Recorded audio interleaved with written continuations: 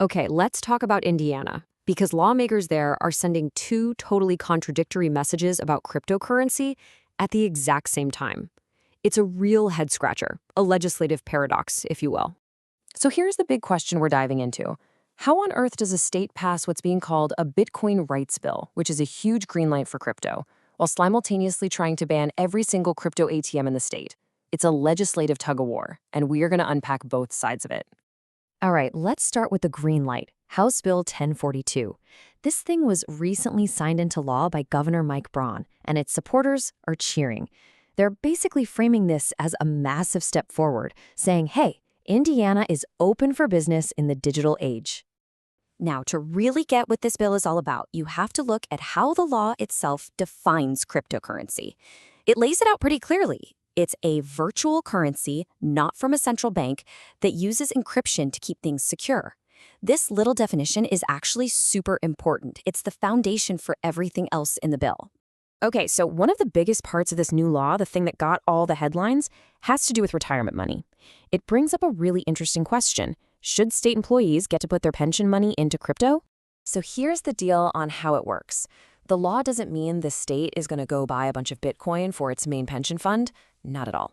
Instead, by mid-2027, it says that retirement plans, like Hoosier START, have to offer a self-directed brokerage account. And inside that account, there has to be at least one crypto option for employees to choose from. The key thing here, the choice is totally up to the individual employee.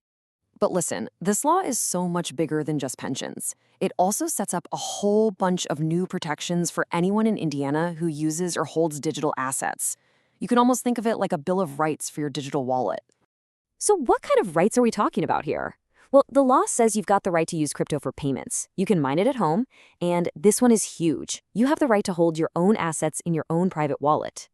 Plus, it protects you from any weird, discriminatory taxes that just single out crypto. It's actually a pretty solid set of protections.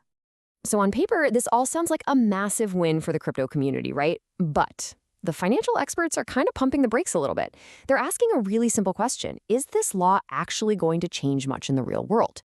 And the answer might just boil down to this one tiny number, 1%. That's usually how much money in state pension plans is actually in these self-directed brokerage windows. It's a really, really small slice of the overall pie. I mean, listen to Matt Peterson on this. He's with the National Association of Government-Defined Contribution Administrators, and he basically says, look, since only about 1% of the money is in these windows to begin with, I just don't see this having a huge effect on where the money actually goes. And then you've got Anthony Renzazzo from the Equable Institute, and he adds another layer. He suggests that when a law specifically calls out a niche asset like crypto, it starts to feel less like a smart financial move and more political. The real point, he argues, is to send the message that Indiana is pro-crypto. Okay, so Indiana's sending this big "we love crypto" signal. We got it. But, and this is a huge but, this brings us right back to the paradox. Because at the exact same time all this was happening, the state was sending a completely different, totally opposite signal. Yeah, you heard that right. While one bill was sailing through to protect crypto rights, another one, House Bill 1116, was also moving forward. And its goal? To ban every single cryptocurrency ATM in the state. A total shutdown. So why the sudden 180? Well, it all comes down to consumer protection. Law enforcement has been raising the alarm about just rampant scams. In just one city, Evansville, officials said people lost around $400,000 to crypto ATM scams in a single year.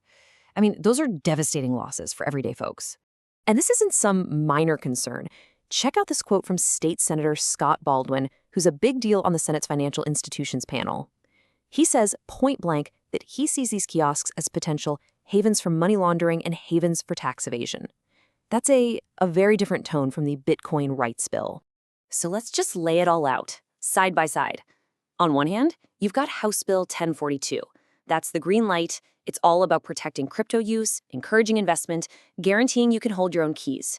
And on the other hand, you have House Bill 1116, a massive red flag, banning ATMs because of fraud and cracking down on access. Two laws, two totally different messages.